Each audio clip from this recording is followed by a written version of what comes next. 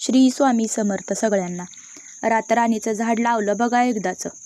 इथं तशी भरपूर दगड आहेत, पण मुळ्याखाली गेल्या की आपोआप चिटकून निघेल म्हणून तिथंच लावलंय.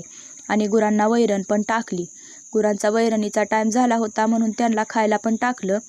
तसं तर आपली मका असते हिरवी कायमची रानात, पण आता मका छोटे असल्यामुळं आपल्याला विकत वाढं घ्यावं लागतंय. आणि हे कासव ना रात्री आपल्या दारापुढं आलेलं आम्हाला दिसलं. मग ते दारापुढं चालत आलंय, तर आता ते कुठं नेऊन सोडावं म्हणून आम्ही तोपर्यंत आमच्या बॅलरमध्ये सोडलेला आहे बघा याला. तसं तर या कासवाबद्दल काय आपल्याला जास्त माहिती नाही, किंवा ठेवावं की नाही ठेवावं असं काय आम्हाला माहिती नाही, किंवा त्याला खायला काय लागतं असं काहीच आपल्याला माहिती नसतं ना. तरी पण आम्ही या बॅलरमध्ये त्याला ठेवलेला आहे. म्हटलं आता कुठं सोडायचं याला. पण ते चांगलं बॅलरमध्ये फिरतंय बरं का अजून तरी. पण तुम्हाला काही याच्याबद्दल माहिती असली ना तर मला कमेंट करून नक्की सांगा प्लीज.